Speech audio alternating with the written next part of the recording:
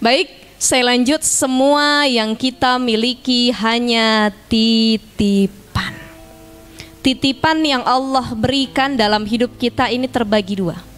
Ada titipan yang memang fokus diberikan kepada diri kita sendiri, ya, titipan terhadap diri namanya. Yang kedua adalah titipan orang-orang di sekitar atau hal-hal di sekitar. Jadi titipan yang langsung datang ke diri sendiri dan titipan yang ada di sekitar kita, itu dua hal terkait dengan titipan yang Allah berikan. Kalau dalam kitab Ihya Ulumuddin itu disebutkan arba'atul jawahiru fi jismi bani Adam yuziluha arba'atu asya'a amal jawahiru fal aqlu wad dinu wal haya wal amalus salih.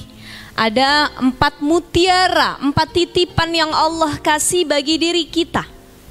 Apa 4 titipan tersebut? Yang pertama, fal aqlu, Allah kasih akal. Hewan gak punya akal, tapi manusia punya akal. Yang kedua apa? Wadinu, manusia Allah kasih agama. Hewan tidak beragama, tapi manusia dikasih agama. Ketiga, wal haya, dikasih sifat malu. Ini berabe hidup kalau nggak punya malu, ya Bu ya. Makanya Allah kasih kelebihan keutamaannya, titipan yang langsung datang ke diri kita itu al haya, sifat malu. Nanti kita bahas satu-satu. Yang keempat apa? Wal amalus solih, Allah kasih amal soleh. Manusia beramal soleh dapat pahala masuk surga, tapi hewan gak bisa beramal soleh. Malaikat tidak bisa beramal soleh. 4 hal mutiara ini khususon cuman dikhususin buat manusia saja. Baik, kita bahas satu-satu. Apa mutiara tersebut? Pertama, fal aqlu, Allah kasih kita akal. Akal itu fungsinya untuk membedakan mana yang baik, mana yang buruk. Jadi kalau orang sudah mumayyiz, sudah baligh, itu sudah bisa membedakan yang baik dan yang buruk. Betul nggak? Kita dulu masih kecil nggak tahu mana yang baik, mana yang buruk. Ketika sudah dewasa, kita tahu duit 100.000 lebih gede daripada duit 10.000. Kita tahu yang model begini ganteng, yang begini nggak ganteng. Kita tahu mana tas mahal, mana tas murah. Kenapa? Allah kasih akal. Dari akal ini, mutiara ini harus kita gunakan sebaik mungkin. Bagaimana menggunakan akal sebaik mungkin? Dipakai buat belajar, mencari ilmu, khususnya ilmu agama. Dengan akal kita memahami segala hal. Makanya dulu Adam, ketika pertama kali Allah ciptakan, wa'allama Adamal asma'a kullaha thumma 'aradahum 'alal malaikati faqala anbi'uni bi asma'i haula'i in kuntum sadiqin. Masya Allah, hafal Quran semua.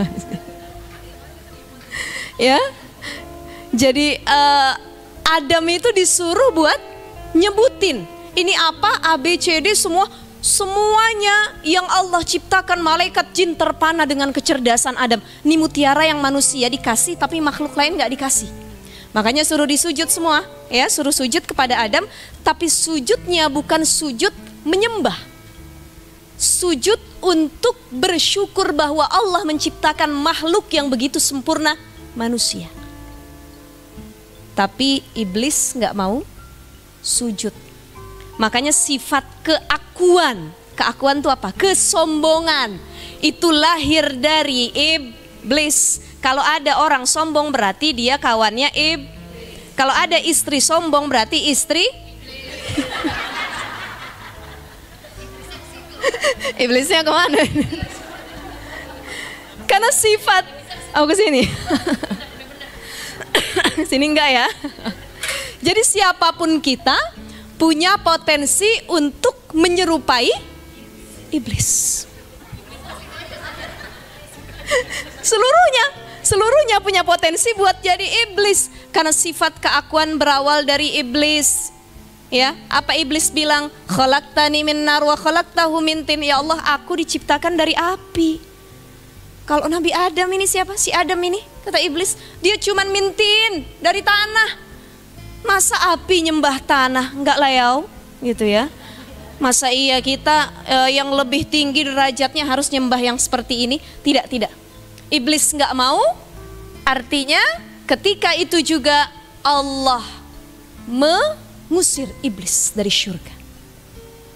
Diusirlah iblis dari syurga, dia dengki, syirik. Nih, awalnya sifat sombong yang menghancurkan diri. Jadi kalau kita memiliki sesuatu, pelajaran penting pertama apa? Kalau kita sudah punya sesuatu, jangan Kalau sudah dicabut sama Allah, nggak berkutik kita. Iblis dikasih tempat tinggal syurga, makanannya enak, bangunannya enak, semua yang dipengen ada. Sudah menikmati indahnya syurga, tapi dia sombong, diusir sama Allah. Ada orang rumahnya besar, tingkat, mobilnya mewah mengkilat, giginya pakai gigi kawat, emasnya 24 karat, istrinya totalnya ada banyak benar.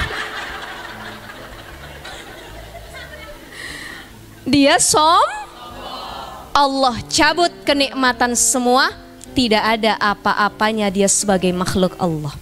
Makanya sifat sombong berawal dari iblis.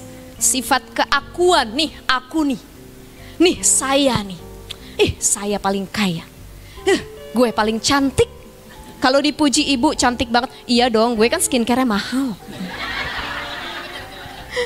Bu, Masya Allah glowing banget, treatment tiap hari, namanya duit kita banyak katanya. Artinya setiap dipuji tidak mengembalikan kepada. Inilah pentingnya kalau pagi dan sore kita baca zikir maksurat. Ada dalam zikir maksurat itu apa bacaannya? Lillahi ma fis samawati wa ma fil. Yang ada di bumi, yang ada di langit semua adalah milik. Kalau kita dawamin, ini doa, bukan hanya ayat ini dibaca pagi dan sore hari, tapi tiap habis sholat, lagi merenung, lagi tafakur, ketemu sama suami, mandang anak, mandang rumah yang bagus, mandang tas yang branded, kita ucapkan lillahi ma fis samawati wa ma fil ard. Semua yang kita miliki di langit, di bumi, itu semua adalah milik Allah Subhanahu wa ta'ala. Iblis diusir, gak punya apa-apa lagi. Padahal disuruh sujud doang kagak nurut. Inilah kenapa orang yang sombong, orang yang tidak patuh dengan perintah Allah, maka mereka akan lebih mudah untuk ikut ajakan dari iblis. Dulu Imam Hasan Al-Basri pernah ditanya sama muridnya, wahai Syekh, bisa nggak kita tuh istirahat dari godaan setan, godaan iblis? Capek rasanya pengen ibadah, khusyuk tapi digoda sama iblis. Capek rasanya pengen amal tapi dientar-entar, ya dihalangi sama iblis. Pengen sedekah, dihalangi lagi. Pengen bakti sama suami, dihalangi lagi. Bisa nggak wahai Syekh kita berhenti atau istirahat dari gangguan iblis? Apa kata Imam Hasan Al-Basri? Launama lawajatna roha. Kalau iblis tidur saja, andai kata dia istirahat menggoda diri kita, tentu kita pun akan have fun ibaratnya menjalani ibadah. Tapi nyatanya tidak ada satu detik pun hidup kita itu lolos dari godaan setan atau iblis. Ya, ini tantangan kita. Makanya kalau sudah dititipkan sama Allah, tantangan kita adalah bagaimana kita bisa melawan setan yang ada dalam diri kita. Yang kedua, bagaimana kita bisa melawan hawa nafsu. Jadi dua yang godain manusia kalau mau buat dosa, setan hawa nafsu, setan hawa nafsu. Nih, dua ini saling bersinergi. Tapi kalau setan dia menggoda, hawa nafsunya tidak mengikuti, gak jadi. Hawa nafsu mau, setan yang gak goda bisa jadi. Jadi ternyata musuh terbesar manusia bukan setan, hawa nafsu. Betul nggak? Kita buka puasa, begitu mau persiapan buka puasa, jalan sama suami, semua kita beli. Gorengan, cendol, kolak, lontong ya. Orang Indonesia kan kalau udah makan lontong 4 biji sama gorengan 3, bilangnya belum makan nasi. Betul ya? Iya, belum makan nasi pasti. Bu, udah makan belum? Belum, baru lontong 3 biji gitu.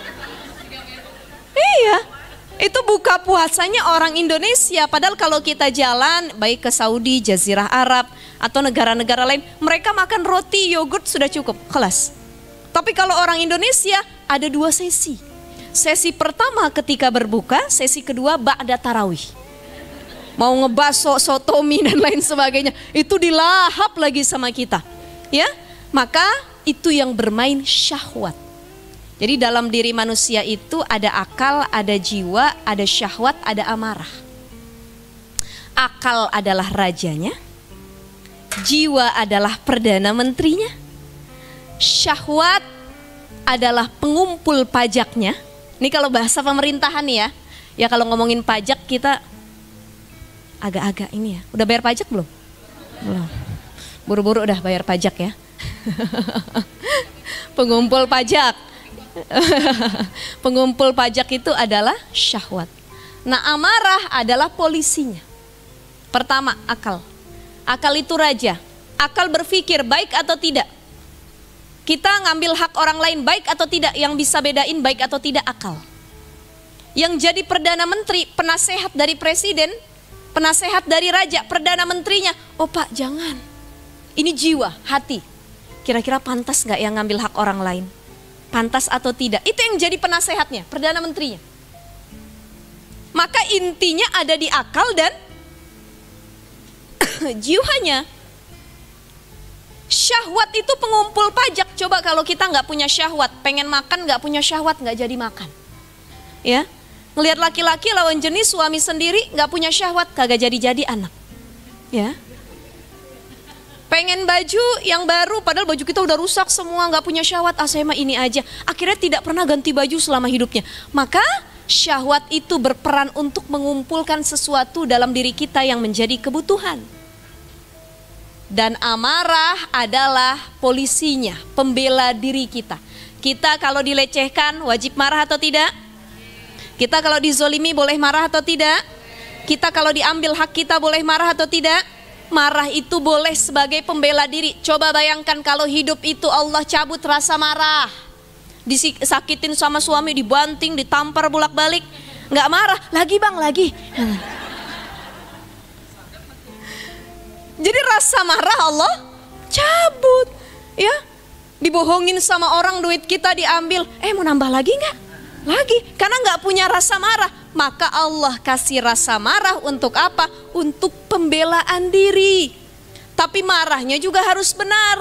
Orang kalau marah itu dalam kitab Riyadhus Shalihin disebutkan anjuran Rasulullah, apabila dia marah pertama ucapkan ta'awuz. A'udzubillahi minasyaitonir rajim. A'udzubillahi minasyaitonir rajim. Itu kalau lagi marah.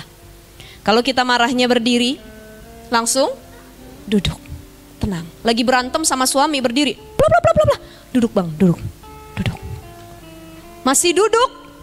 Marahnya tetap berlanjut. Terlentang. Terlentang bang, terlentang. Diselimutin. Ya Rabbi, ini anjuran ya oleh Rasul. Kalau sudah terlentang, sudah ta'awuz, ya, masih marah juga, ngapain? Baca ini Yasin. Ambil air wudu, falyatawaddo, ambil air wudu. Ya, karena wudu itu mendinginkan amarah kita. Nah, ini kiat-kiat kalau lagi marah. Orang Arab sana, dulu saya pernah belajar di Kairo, Mesir ya, Tahadus bin Ni'mah, alhamdulillah. Ketika di sana itu sering kita ngelihat orang Arab, orang Mesir itu bertengkar. Jadi orang Mesir nih perkara mobil saling nyenggol, itu kan kalau di sini banyak ketok magic. Betul ya? Nyenggol udah, akhirnya bayan, ya udah damai. Berapa saya tanggung jawab? Masuk ketok magic. Di Arab kagak ada ketok magic. Jadi kalau ibu-ibu pernah umroh ngelihat mobil Arab nih, Masya Allah beda benar sama kita. Pertama berdebu kagak pernah dicuci. Yang kedua penyok kanan kiri didiemin. Karena orang Arab itu prinsipnya kalau baru penyok sedikit diamin aja. Kalau sudah penyok banyak beli yang baru. Tapi tidak dengan orang Indonesia. Kalau kita beli yang baru mikir 2 kali. Ya akhirnya udah masuk ketok magic aja. Nah itu orang Arab kalau berantem cuman perkara mobil. Saya berapa kali mau berangkat dulu ke Jamiah, ke tempat kuliah. Itu di tengah-tengah jalan mereka senggol-senggolan. Berhentinya di tengah jalan, kanan kiri macet. Padahal nyari pinggiran dulu. Kalau kita kan begitu, ada kesenggol, ketabrak, minggir lu, minggir. Baru nanti berdamai ngobrol. Mereka enggak, tengah jalan bertengkar. Udah ditintinin, diklaksonin, didatangin polisi, tetap enggak bertengkar. Udah hana. Wah itu. Nah baru ada yang datang, dipegang dadanya. Sallu ala nabi. Jadi orang Arab itu kalau udah dengar kata nabi, suruh solawat, langsung amarahnya reda. Sallu ala nabi. Sallu ala nabi. Allahumma salli wa sallim wa barik alaih, kata dia. Diam. Udah tenang, udah disolawatin, abis itu marah lagi. Apa. Dipegang lagi. Sallu ala nabi. Baru dipisahkan. Nah ini boleh kita contoh orang Indonesia. Berantem sama laki, pegang dada suami. Sallu ala nabi. Sallu ala nabi. Makin marah atau enggak? Loh, ini bener. Pernah atau enggak, Bu? Pernah atau belum? Abis dari ini boleh kita contoh, ya. Sallu ala nabi, elus-elus dadanya. Ya, itu biar ngeringanin enggak jadi marahnya. Kenapa? Orang Arab tuh kalau udah dengar kata nabi, lembut hatinya. Ya kita boleh begitu, insya Allah. Mudah-mudahan suami kita atau diri kita kalau dengar kata nabi juga buru-buru redah marahnya. Amin ya robbal. Gak usah dibayangin, Bu, ya, modelnya begini. Baik, saya lanjut. Tadi sampai mana? Hah? Ngelus dada suami. Amarah ya. Jadi jiwa adalah Perdana Menteri, akal adalah rajanya, syahwat pengumpul pajaknya, dan amarah adalah polisinya. Sekarang kalau polisi dan pengumpul pajak lebih berkuasa dari raja maupun Perdana Menteri, berabe atau enggak? Kekuasaan akan hancur atau tidak? Pertahanan itu akan digubris atau enggak? Itu gara-gara raja dan Perdana Menteri tidak lebih kuat dari polisi maupun pengumpul pajak. Maka Perdana Menteri dan rajanya harus lebih keras daripada syahwat dan amarahnya. Mau marah karena kita punya akal. Oh, kalau saya lampiasin marah saya, nanti akan terjadi ABCD, akal yang bermain. Semua pengen diambil, hati bermain. Ya Allah, gak baik, dalam agama dilarang dan lain sebagainya. Maka akal dan hati itu punya peran penting untuk memanage syahwat dan amarah. Jadi insya Allah mudah-mudahan akal dan jiwa kita ini berjalan dengan sebaik mungkin. Karena tadi mutiara pertama yang Allah hadirkan, fal aqlu, adalah akal. Yang kedua apa? Waddinu, agama. Manusia dikasih agama, ya, semua manusia punya agama. Tapi ketika manusia hidup, banyak juga yang ateis, anti Tuhan. Tapi mari kita fahami sama-sama, ibu-ibu, para bunda sekalian, seateis-ateisnya orang, sebilangnya dia, saya nggak percaya Tuhan, saya nggak percaya Allah, saya nggak percaya Sang Pencipta, kalau dia sedang berada dalam posisi genting yang disebut Tuhan juga. Naik pesawat turbulensi, musim hujan nih di Indonesia, turbulensi, muter-muter, nggak turun-turun itu pesawat. Semua yang punya agama takbir, Allahu Akbar, Allahu Akbar, Astagfirullah, ya Allah, la haula wala quwata. Itu yang punya agama. Yang nggak punya agama dia nggak teriak, diam saja, tapi dalam hatinya bilang, ya Allah, ya Allah, selamatkan aku ya Allah, ya Tuhan. Orang-orang Arab bilang, oh my God, oh my God. Artinya apa? Wahai Tuhanku. Mereka nggak sadar dari lisannya terucap, oh my God, ya Rob, ya Allah, ya Tuhan. Artinya semereka tidak percaya apapun kepada Tuhan, tetap mereka butuh sama Tuhan. Betul ya bunda ya?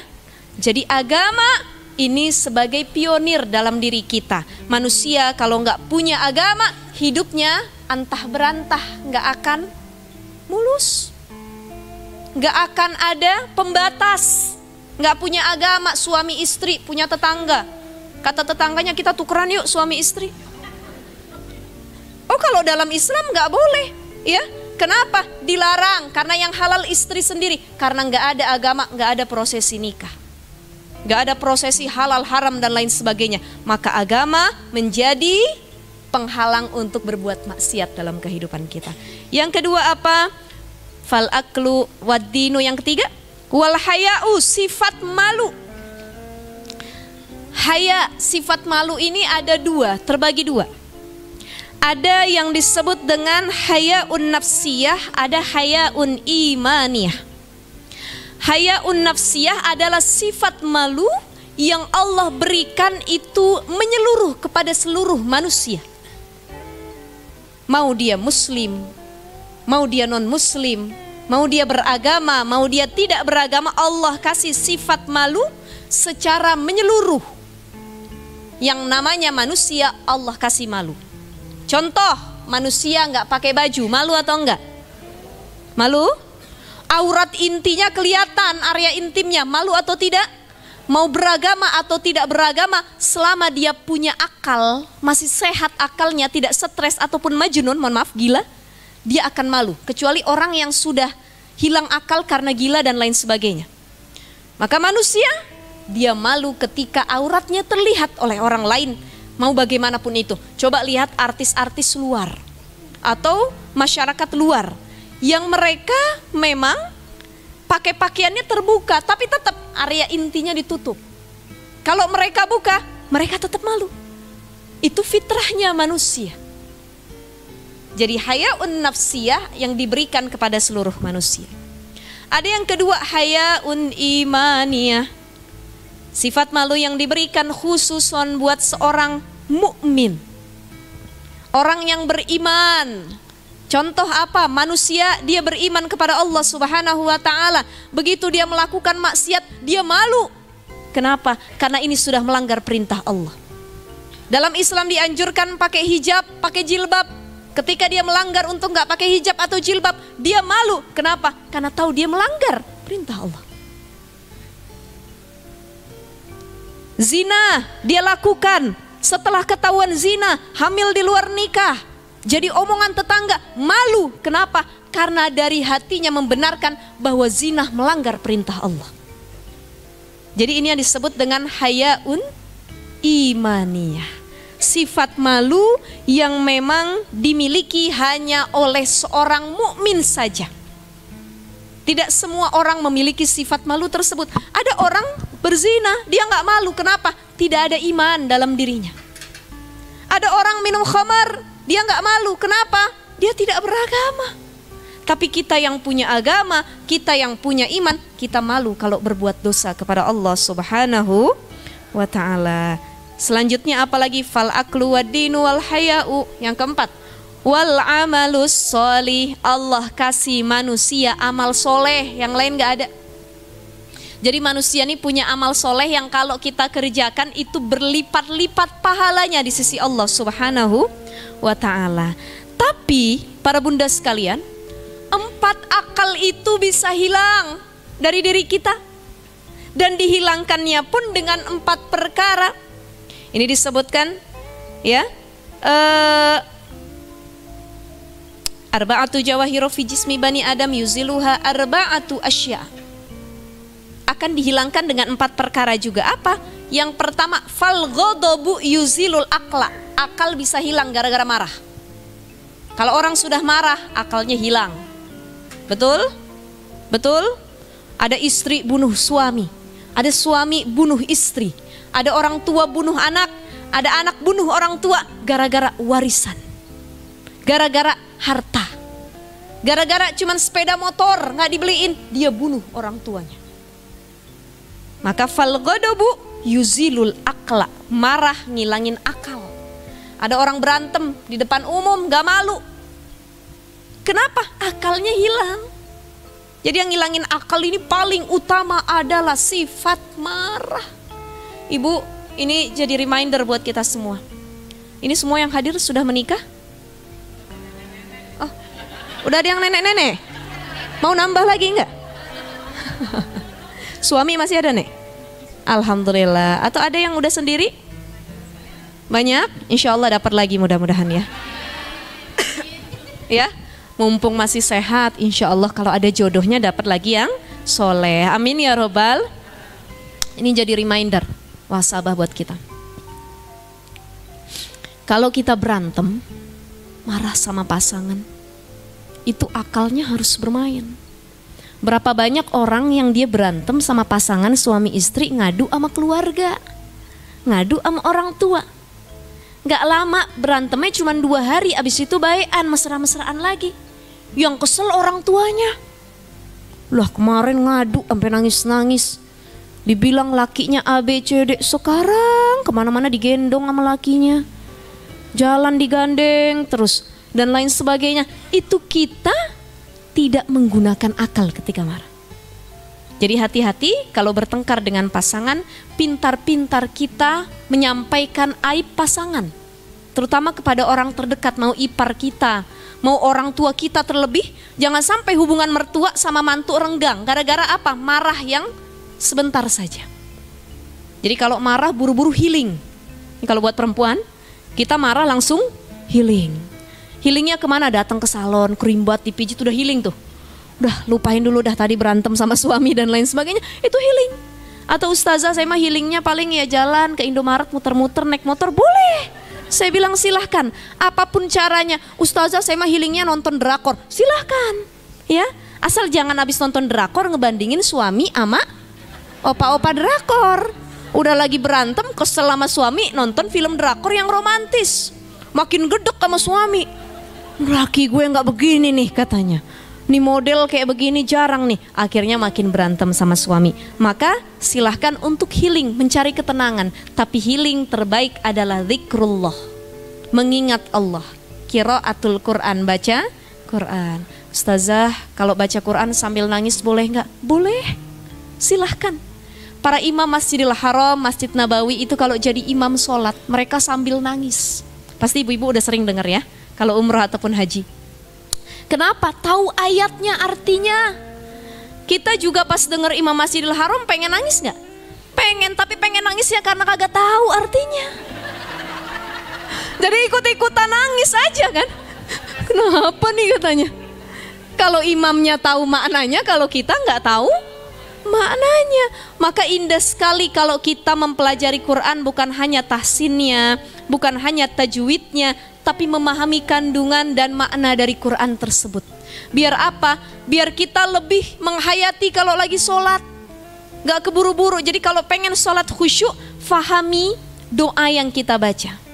Subhana rabbiyal a'la wa bihamdi. Maha suci Allah yang maha tinggi, maha agung. Tahu kita maknanya, ya, dan lain sebagainya. Jadi itu yang merusak apa tadi Bu?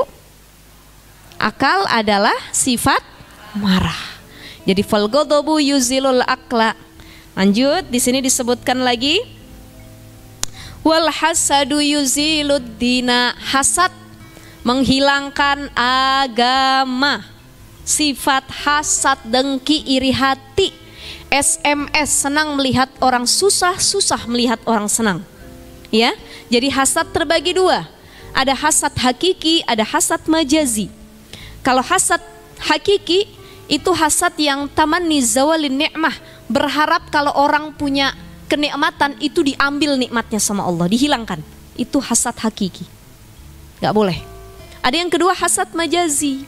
Hasad majazi ini kita, ya namanya manusiawi Bu. Orang punya nikmat kita kadang berpikir ya Allah enak bener sih, pengen saya punya rumah segede gitu, pengen saya jalan-jalan ke luar negeri, wajar. Tapi hasad majazi itu tidak mendoakan buruk sebagaimana hasad hakiki. Kalau hasad hakiki tadi ngedoain buruk. Ih, enak banget punya rumah gede.